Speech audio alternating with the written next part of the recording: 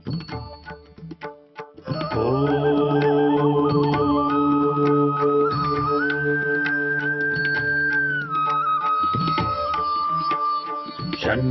मित्रः शं वरुणः शन्नो भवत्वर्यमा शन्न इन्द्रो बृहस्पतिः शन्नो विष्णुरुक्रमः ॐ शान्ति शान्ति शान्तिः।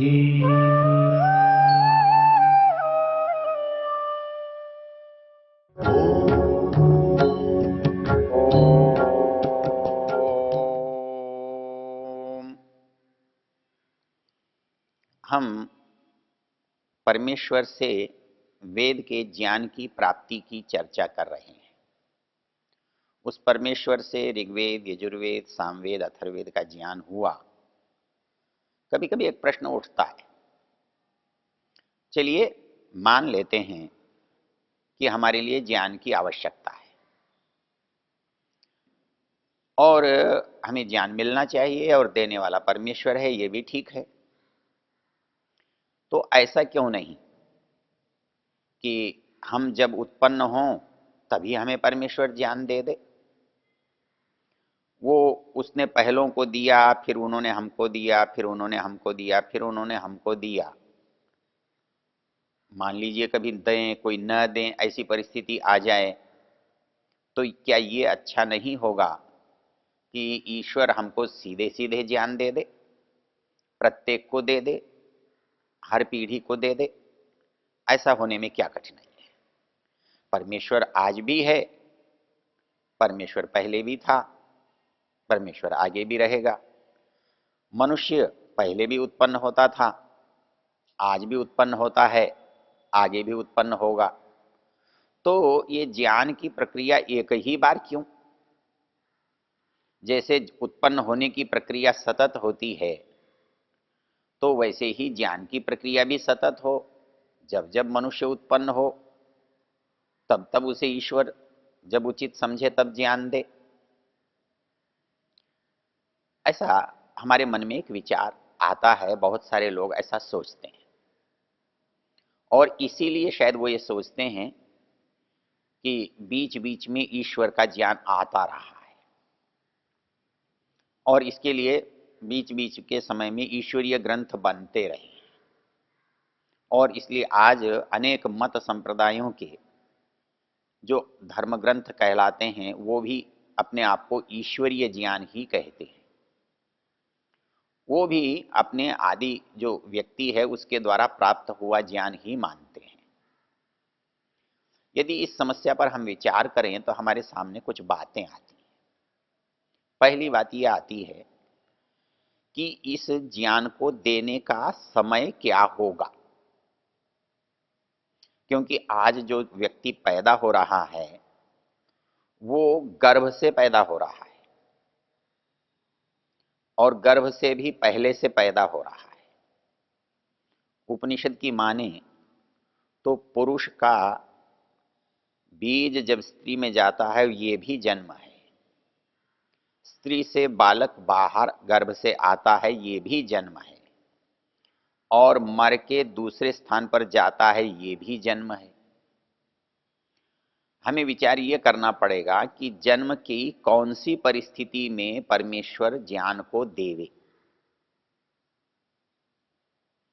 बड़ा कठिन होगा, क्यों कि ज्ञान ग्रहण और धारण की क्षमता न तो गर्भ में है, न शिशु में है और न उसके उत्पन्न होने पर है। क्योंकि उत्पन्न होने पर सबको ज्ञान देता और सब ज्ञान प्राप्त कर सकते, तो सबके अंदर ज्ञान प्राप्त करने की योग्यता सदा बनी रहनी चाहिए। लेकिन आज विद्यालय में जाकर भी विद्यार्थी नहीं पढ़ता और बाहर रहकर भी कम प्रयत्न से पढ़ लेता है। परमेश्वर का ज्ञान तो सतत है, हमारे अंदर धारण करने की क्षमता भी है, लेकिन हमारे पास उस समय धारण करने का सामर्थ्य था और आज हमारे पास धारण करने का सामर्थ्य नहीं है, और वो दोनों ही प्रकार से नहीं है। एक तो ये आत्मा शरीर के साधनों से ज्ञान संपन्न होता है, आंख, नाक, कान, त्वचा, ज्ञानेंद्रियों से वो ज्ञान को प्राप्त करता है। और क्योंकि ये साकार हैं तो साकार से ही हमको ज्ञान प्राप्त होता है, इसलिए हमारे उपकरण, हमारी इंद्रियां उसे प्राप्त कर सकती हैं और प्राप्त करती हैं। एक दूसरी चीज, हमारा आत्मा यद्यपि परमात्मा के साथ है, फिर ज्ञान क्यों नहीं प्राप्त कर रहा है? तो इसलिए नहीं प्राप्त कर रहा है कि उसके अंदर पवित्रता, ग्रहणशीलता, उसकी योग्यता नहीं है। तो इसलिए ये जो तर्क दिया जाता है कि हर समय परमेश्वर हमारे साथ है और हर समय वो ज्ञान प्राप्त करने वाला आत्मा भी है, तो परमेश्वर हर समय उस ज्ञान को क्यों नहीं देता? दो कारणों से नहीं देता। एक तो हमारे पास जन्म से ज्ञान ग्रहण करने का सामर्थ्य नहीं होता है, देर से आता है। तीसरा, हमारा आत्मा पवित्र नहीं है, इसलिए ज्ञान को उतने सहज भाव से स्वीकार नहीं कर सकता है। इसलिए हमारे ऋषियों ने सृष्टि के प्रारंभ में युवा की उत्पत्ति मानी है, और युवा की उत्पत्ति मानने से जो ये हमारी शारीरिक समस्याएं और दुर्बलताएं, साधनों की कमी आती है, उसका निराकरण हो जाता है। और जब एक बार हमने उसको पूर्णता प्रदान कर दी, युवावस्था प्रदान कर दी, तो उससे आगे उसमें नई पीढ़ी को उत्पन्न करने की क्षमता है। इसलिए दोबारा परमेश्वर को उत्पन्न करने की आवश्यकता नहीं है। इस बात को आप इस तरह भी समझ सकते हैं। आज हमारे यहाँ जितनी भी प्रजातियां हैं, उन प्रजातियों को हम समाप्त होने पर प्रारंभ नहीं कर सकते। वो प्रारंभ हैं तो आगे चल रही हैं। जैसे उसको सबसे पहले किसी ने प्रारंभ किया होगा, तो जिसने पहले प्रारंभ किया था, क्या वो आज प्रारंभ नहीं कर सकता? आज तो उसके साथ वो आत्मा की पवित्रता वाला भी झगड़ा नहीं है। शेर को शेर से अधिक कुछ बनाना ही नहीं है, कुत्ते को कुत्ते से ज्यादा कुछ करना ही नहीं है, तो क्या वो नया कुत्ता नहीं बना सकता? लेकिन ऐसा संसार में होता नहीं है। संसार में जो प्रजाति बनी हुई हैं, आप उनको मिटते हुए तो देखते हैं, लेकिन नई बनते हुए नहीं देखते। आपकी जानकारी में नहीं हो, नई जानकारी में आ जाए, ये तो संभव है। लेकिन मान लीजिए कि एक प्रजाति समाप्त हो गई, तो वो प्रजाति अपने आप ही पैदा हो जाए, ऐसा नहीं है। क्यों? एक संसार की एक नियम, एक व्यवस्था, एक क्रम है। वो संसार को चलने के लिए पहले से निर्धारित है, प्रकृति द्वारा बनाया गया है, ईश्वर द्वारा व्यवस्थित है। इसलिए उस व्यवस्था में बाकी किसी की आवश्यकता नहीं होती। तो वैसे ही ज्ञान जो है वो प्रारंभ में दिया गया, और वो प्रवाह से एक से दूसरे को, दूसरे से तीसरे के पास आ रहा है। यदि आप उसे रोक देंगे तो समाप्त हो जाएगा, लेकिन दोबारा वो वैसे ही उत्पन्न होगा, ये मुश्किल है, ये कठिन है, ऐसा कल्पना से परे है। तो इसलिए ये तर्क बनता नहीं। जो लोग ये मानते हैं कि धर्म ग्रंथ तो कभी भी पैदा हो सकते हैं, हो सकते हैं, लेकिन वो ईश्वरीय ज्ञान होंगे, इसमें संदेह है। क्यों? क्योंकि यदि वो ईश्वरीय ज्ञान है, ऐसा मान भी लिया जाए दुर्जनतोष न्याय से, तो एक व्यक्ति को वो ज्ञान कब मिला? मान लीजिए कि उसको 40 साल की आयु में मिला, लेकिन 30 साल तक तो वो दूसरे ज्ञान में जिया, दूसरी परंपरा में रहा, तो उस ज्ञान का उसको 40 साल पहले लाभ नहीं मिला, और उस ज्ञान का उसको उससे पहली पीढ़ियों को भी लाभ नहीं मिला। तो परमेश्वर ऐसा ज्ञान नहीं दे सकता जो जिसकी आवश्यकता पहले हो और पहलों को न मिला हो, और जिसकी आवश्यकता बाद में हो और पहलों को न देकर बाद वालों को दिया हो। तो न तो ये तर्कसंगत है, न न्याय संगत है, न संभव है। इसलिए ये तो हो सकता है कि हम उस ज्ञान को कितना समझ पाए, उस ज्ञान को हम अपनी बुद्धि से बढ़ा रहे हैं, घटा रहे हैं। तो यदि कोई ज्ञान कभी कम हो गया है तो हम अपनी बुद्धि से प्राप्त ज्ञान के आधार पर उसे और विकसित कर रहे हैं, अपनी बुद्धि से उसको परिष्कृत कर रहे हैं। लेकिन वो परिष्कार और विकास और उत्पत्ति वो मनुष्य के द्वारा दिए गए ज्ञान पर होती है। परमेश्वर के ज्ञान में न आप उसको उत्पन्न कर सकते हैं, न उसको विकसित कर सकते हैं, न उसको परिष्कृत कर सकते हैं, क्योंकि वो ज्ञान तो जैसा जितना था उतना ही है, उससे ज्यादा हो नहीं सकता और उससे कम आपके लिए हो सकता है, देने वाले के लिए नहीं। तो इसलिए मध्य में जितने भी धर्म ग्रंथों को आप ईश्वरीय ज्ञान कहना चाहते हैं, वो उसमें ईश्वरीय ज्ञान की यदि कसौटी आप घटती है तो वो वेद से भिन्न नहीं होगा, और यदि वेद से भिन्न है तो ईश्वरीय ज्ञान नहीं होगा, क्योंकि ईश्वरीय ज्ञान का संबंध मनुष्य मात्र से है। क्योंकि ईश्वर का संबंध मनुष्य मात्र से है, तो जिस व्यक्ति का संबंध मनुष्य मात्र से नहीं है उसका ज्ञान मनुष्य मात्र के लिए नहीं हो सकता, क्योंकि वो न दूसरे को जानता है न मानता है। जो मनुष्य केवल मनुष्य है तो उसका कोई समर्थक है, कोई उसका विरोधी है, कोई उसका अनजान है, उसका कोई अपरिचित है, कोई उसका मित्र है, कोई उसका शत्रु है। तो उसके ज्ञान की अपेक्षा और उसके व्यवहार वो शत्रु के साथ, मित्र के साथ, परिचित के साथ, अपरिचित के साथ, अपने के साथ, पराये के साथ वैसा ही होगा। इसलिए जितने ये गुरुओं के, आचार्यों के द्वारा दिए गए ज्ञान हैं, वो कहीं देश की दृष्टि से, कहीं समुदाय की दृष्टि से, कहीं काल की दृष्टि से उतने ही लोगों के लिए काम आते हैं, उतने ही लोगों के लिए बताए गए हैं, उन्हीं लोगों के लाभ की बात करते हैं। लेकिन ईश्वर क्योंकि सार्वजनीन, सार्वकालीन, सार्वत्रिक है, तो उसका ज्ञान भी मनुष्य मात्र और प्राणी मात्र के लिए हितकर है। तो वो सबके लिए होने से किसी का विरोधी नहीं होगा, किसी के लिए अनुपयोगी नहीं होगा, अनावश्यक नहीं होगा।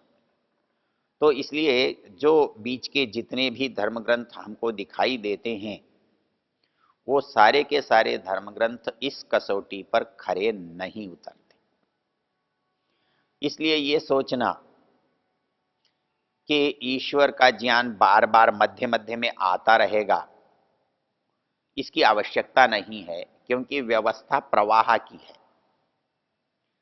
जैसे पानी कहीं पर बरसा और वहां से प्रवाहित होता हुआ समुद्र तक जा रहा है, समुद्र से फिर ऊपर चला जा रहा है, वैसे ही ये जो ज्ञान का प्रवाह है ईश्वर से आकर समाज में, संसार में, सृष्टि में प्रवाहित हो रहा है।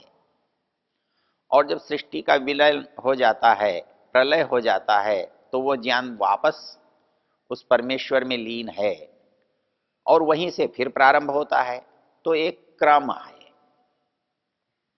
और ये क्रम कहाँ प्रकाशित होता है और कहाँ विलीन होता है। जैसे नदी का प्रारंभ, वहां से जल प्रकाशित हो रहा है, समुद्र तक प्रकाशित रहता है, उसके बाद वो विलीन हो जाता है। तो वैसे ही जो ज्ञान है जहां से प्रकट हो रहा है उसे सृष्टि का आदि कहते हैं, और वो जो प्रवाहित होता चल रहा है उसे हम संसार कहते हैं, जगत कहते हैं। और जहां पर आकर प्रलय की स्थिति आ जाती है वहां पर आके उसको विलीन होना कहते हैं। तो ज्ञान जिसका है वो नैमित्तिक है, इसलिए मनुष्य का तो नहीं है, जीवात्मा का नहीं है। तो वो ज्ञान परमात्मा का है और हम उसके माध्यम हैं। हम वो हमारे अंदर से प्रवाहित हो रहा है। यदि हम उसे निरंतर प्रवाहित करते रहते हैं, उससे लाभान्वित होते हैं और आगे देते हैं तो आगे को लाभान्वित करते हैं और ये प्रवाह पुनः उसी स्थान पर जाकर विलीन हो जाता है। इसलिए प्रवाह का प्रकाश में मध्य में करने की आवश्यकता नहीं है, संभव नहीं है, न्याय संगत नहीं है। इसलिए जो भी ज्ञान होना चाहिए वो प्रारंभ में ही होना चाहिए, और क्योंकि वो सबके लिए होना चाहिए और सब स्थानों के लिए होना चाहिए, सब मनुष्यों के लिए होना चाहिए। तो इस दृष्टि से जब हम विचार करते हैं तो वेद के ज्ञान की जो प्राचीनता है वो ये सिद्ध कर रही है कि ये ज्ञान आज का नहीं है, हमारे ज्ञात इतिहास में सबसे पुराना है, सबसे पीछे का है। तो इस दृष्टि से वेद के बारे में आने वाली जो एक समस्या है उस समस्या का एक तार्किक समाधान है, और वो तार्किक समाधान यही है कि जिसके पास ये ज्ञान है वो हमको कब किन परिस्थितियों में देता है और वो परिस्थितियां कब तक काम करती हैं, उसके बाद उसका कहाँ परिणाम निकलता है। एक चक्र है, जैसे संसार में बाकी चीज़ों का चक्र है वैसे ही ये ज्ञान का भी चक्र है, जो ईश्वर से प्रकट होता है, मनुष्यों में प्रवाहित होता है और सृष्टि के साथ पुनः उस ईश्वर में चला जाता है। क्योंकि ज्ञान जो ईश्वर का है, ईश्वर पूर्ण है, इसलिए उसका ज्ञान भी पूर्ण है, और ईश्वर से वो मिलता है इसलिए उसको ईश्वरीय कहते हैं। और वो हमको ईश्वर से मिला है इसलिए उस ज्ञान की एक विशेषता है कि उससे हम उस तक पहुंच सकते हैं जहां से वो मिला है। जैसे कोई नदी आती है, उस नदी के प्रवाह में यदि हम उल्टे चलें या सीधे चल सकते हों तो प्रवाह के स्रोत तक पहुंच जाएंगे। हम जल के सीधे चलें तो जल का जो प्रवाह है उसमें हम चल नहीं सकते, इसलिए उसको पकड़ नहीं सकते। लेकिन हम उसे जान और समझ सकते हैं कि ये जल का प्रवाह जो हमें दिखाई दे रहा है ये कभी रूपांतरित होकर आकाश में चला जाता है और वापस रूपांतरित होकर प्रवाहमान होता है। तो वैसे ही ये जो ज्ञान है ये भी प्रवाहशील है, और इसको हम इस प्रवाह के माध्यम से, इस ज्ञान के माध्यम से, ज्ञान का जो स्रोत है, जो परमेश्वर है, जो परमात्मा है, हम उस तक पहुंच सकते हैं। और ये कसौटी है, जिस ज्ञान से हम उस तक पहुंच सकते हैं वह ज्ञान ही वास्तव में उसका है या उसके द्वारा दिया गया है, और जो ज्ञान हमें उस तक नहीं पहुंचा सकता है वो ज्ञान उससे संबद्ध नहीं है, उसका नहीं है।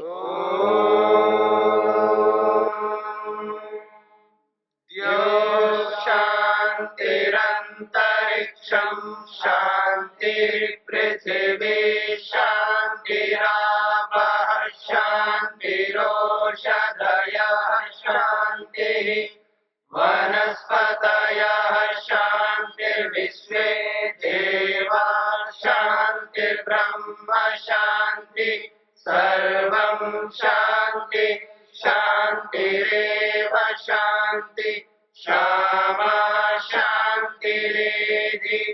ओम शांति शांति शांति।